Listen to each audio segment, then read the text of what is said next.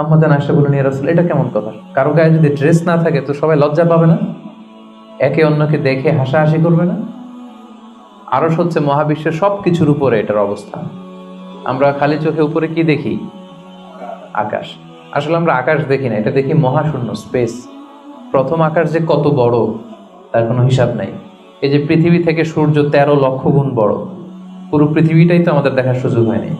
এই পৃথিবীর চেয়ে নাকি এবার সূর্য কয় গুণ বড়? Can you imagine that? 13 লক্ষ গুণ বড়। সূর্যের চেয়ে এরকম কোটি কোটি গুণ বড় তারা আছে। এরকম বিলিয়ন বিলিয়ন তারা নিয়ে আমাদের গ্যালাক্সির নাম হচ্ছে মিল্কি ওয়ে। এটার পরে আরেকটা গ্যালাক্সি সবচেয়ে কাছের, অ্যান্ড্রোমেডা, ওটা আরো বড়। ওইখানে বিলিয়ন বিলিয়ন ট্রিলিয়ন গ্যালাক্সি। এরকম প্রত্যেকটা গ্যালাক্সি ঘুরছে, প্রত্যেকটা তারা তাওয়াফ করছে মহাশূন্যে। এরকম হাজার কোটি তারা নিয়ে আমাদের প্রথম আকাশের মহাশূন্য। প্রথম আকাশ কিন্তু অনেক উপরে। এই যে নাসার বিজ্ঞানীরা, অমুক বিজ্ঞানীরা রকেট দিয়ে এখানে যায় ওখানে যায়, এরা প্রথম আকাশের 1 কোটি ভাগের 1 ভাগও এখন অর্জন করতে পারেনি। ওই প্রথম আকাশের পরে হচ্ছে দ্বিতীয় আকাশ। ওই দ্বিতীয় আকাশের তুলনায় প্রথম আকাশটা কত ছোট শুনেন। আপনার হাতের আংটি যদি আপনি বিশাল মাঠের মধ্যে ছেড়ে দেন, একটা মরুভূমির মধ্যে ফেলে দেন, পুরো মাঠের তুলনায় হাতের আংটি যত ছোট, আল্লাহর দ্বিতীয় আসমানের তুলনায় আল্লাহর প্রথম আসমানটা ঠিক তত ছোট। দ্বিতীয় আসমান আরো বড়, তৃতীয়টা আরো বড়। যত উপরে ঊর্ধ্বাকাশের যত কাহিনী একটার চেয়ে একটা বড়। এরকম 7টা আকাশ। তার উপরে সিদরাতুল মুনতাহা, বর্ডার এরিয়া।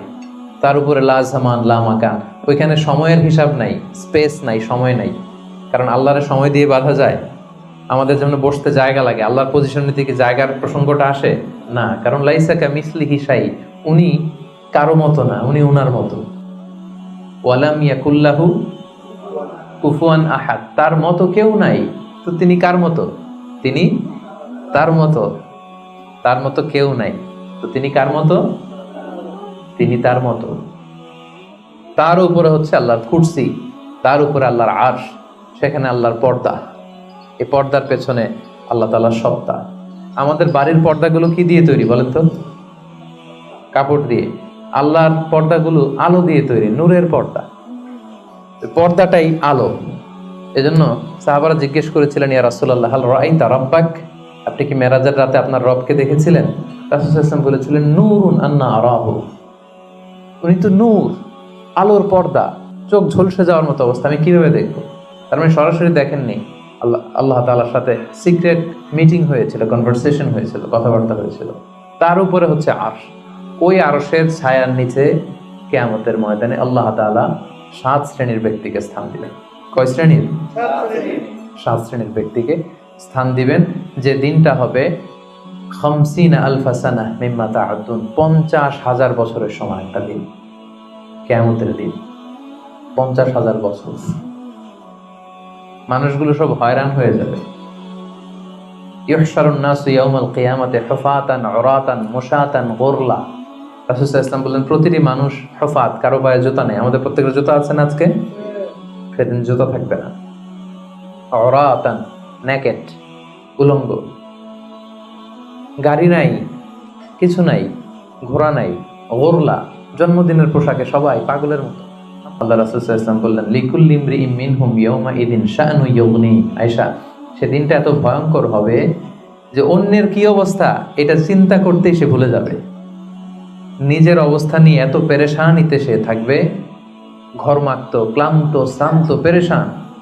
সূর্যটা একেবারে মাথার কাছে চলে আসবে। সূর্যের তাপে মাথার মগজগুলো গলে নাকের ছিদ্র, কানের ছিদ্র দিয়ে বেয়ে বেয়ে পড়বে। জিহ্বাটা কুকুরের মতো বেরিয়ে আসবে সামনের দিকে। মানুষ হাঁপাতে থাকবে, দৌড়াতে থাকবে, ক্লান্ত শ্রান্ত, কেউ কাউকে চেনে না। ইয়াউমা ইয়াফিরুল মারউ মিন আখিহি ওয়া উম্মিহি ওয়া আবিহি ওয়া সাহিবাতিহি ওয়া বানি। ভাই ভাইকে চিনবে না, পরিচয় দিবে না। মা ছেলেকে দেখে পরিচয় দিবে না, বন্ধু বন্ধুকে দেখে পরিচয় দিবে না। সবাই ইয়া নাফসি ইয়া নাফসি।